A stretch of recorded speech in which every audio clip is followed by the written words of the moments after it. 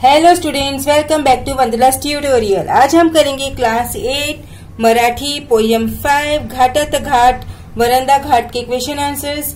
इसके पहले हम चैप्टर 4 के कर चुके हैं। अगर आपने वो वीडियोस नहीं देखे हैं तो उन्हें जरूर से देखिएगा। प्लेलिस्ट का लिंक आपको डिस्क्रिप्शन बॉक्स में मिल जाएगा। क्वेश्चन आंसर स्टार्ट करने से पहले एक छोटी सी रिक्वेस्ट, अगर आप मेरे चैनल पे पहली बार विजिट कर रहे हो या फिर मेरे चैनल को अभी तक सब्सक्राइब नहीं किया है तो प्लीज इसे सब्सक्राइब जरूर से कीजिए और वीडियो को ज्यादा से ज्यादा अपने दोस्तों के साथ शेयर कीजिए।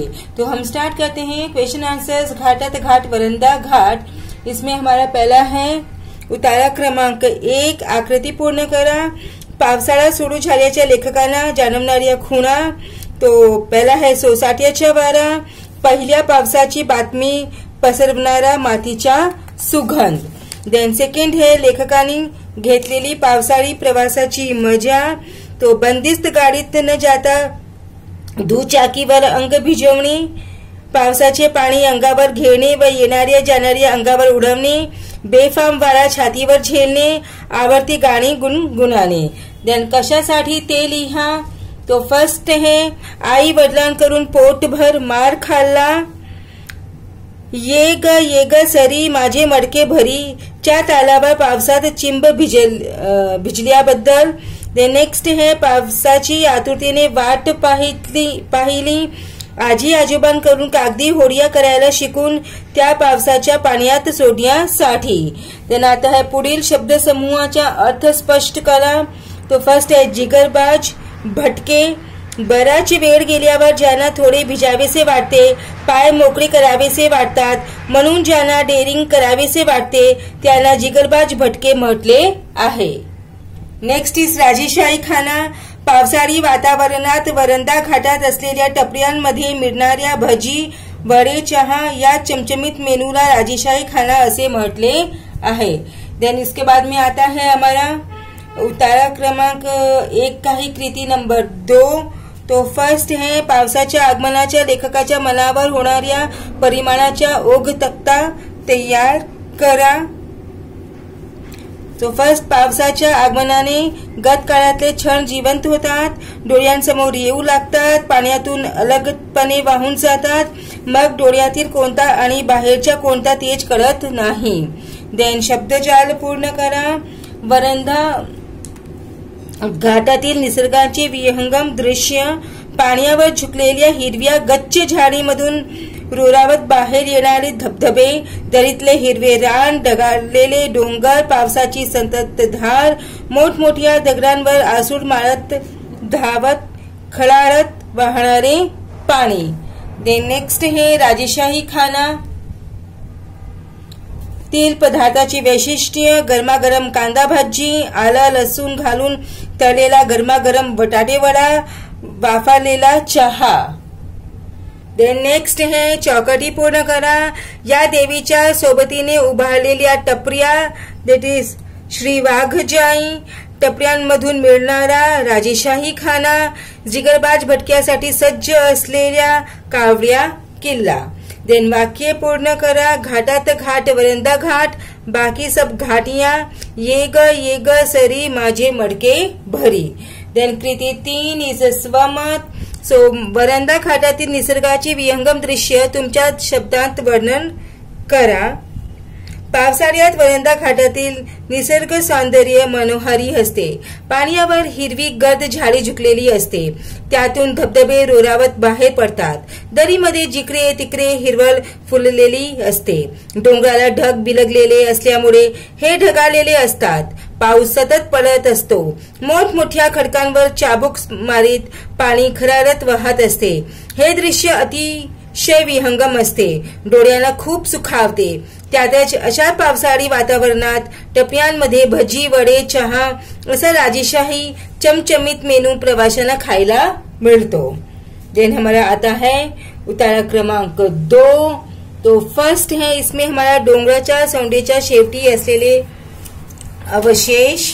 तो फर्स्ट है जोते, ढासळून गेलेला बुरुज। देन है परतीच्या प्रवासातल्या लेखकाला आठवतात डोळ्यात साठवलेले पावसाचे 4 क्षण, अरुंद पायावाटेवरून अनुभवलेल्या थरार, कारवीच्या झाडाचे काडकून मोडणे, ती आवाज ऐकून काळजात लख्ख होणे व लगेच सावरणे. नेक्स्ट है कारणे लिहा. सो ओल्या वाटेने परत जाताना अंगावरचे कपडे रंगतात, कारण पाया वाटच रंगीली असती. कोकणातील निसर्ग पाहण्यासाठी काही वेळ शांत उभे राहावे, कारण निसर्गात अनुभवायला मिलते. देन हमारा आता है उतार क्रमांक 2 की कृति नंबर 2. तो उसमें फर्स्ट क्वेश्चन है, ओग तख्ता तैयार करा. कावड्या किल्ल्यांकडे जाणाऱ्या पाय वाटेवर नजर स्थिरावते. बांधीव पायऱ्यावर पार करून अरुंद पायवाटेने कारवीच्या झाडीतून हृदयाची धडधड वाढवणारा ट्रेक सुरू होती. देन नेक्स्ट है ट्रेकची विशेषत्य. देन हसता हसता रडवणारा, रडत रडत हसवणारा. देन आता है पुढील शब्दसमूहाचा अर्थ स्पष्ट करा. रंगीली पायवाट. सो आन्सर इज, डोंगर माथ्यावर 9 टाक्यांचा समूह आहे. तिथे जायला एक पायवाट आहे. त्या टाक्यापासून परत जाताना या ओल्या वाटेवर आपले कपडे रंगतात, म्हणून तिला रंगीली पायवाट म्हटले आहे. देन नेक्स्ट आता है डोंगराची सोंड. सो आन्सर इज, कावड्या किल्ल्यांकडे जाणाऱ्या ट्रॅकवर वरंदा घाटाच्या उत्तरेला पसरलेल्या डोंगराचे जे सुळके आहेत ते सोंड सारखे दिसतात, म्हणून त्याला डोंगराची सोंड असे म्हटले आहे. देन चौकटी पूर्ण करा. वाघजाईच्या मंदिराच्या वरच्या भागात डोंगरामध्ये जवळ असलेल्या 9 टाक्याचा समूह. वरंदा घाटाच्या कोकणात उतरत जाणाऱ्या रस्त्यावरून पाय सटकला तर इथे जायला होते. समर्थाच्या शिवथर घडीत. देन नेक्स्ट इज, काडकन मोडणारे झाड, कारवीचे झाड. देन तुमच्या शब्दात माहिती लिहा.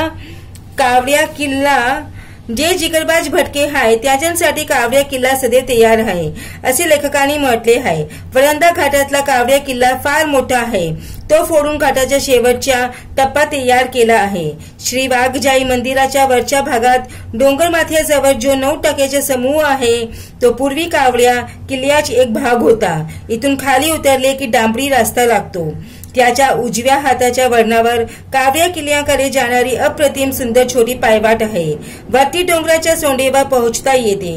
डोंगर धारेच्या कड्यावरून जाणारी जी अरुंद पायवाट एक सपाटीवर उतरते, तेथून शेवटचे चढण चढले की त्यावरून वरंदा घाटाचे सुरेख दर्शन होते.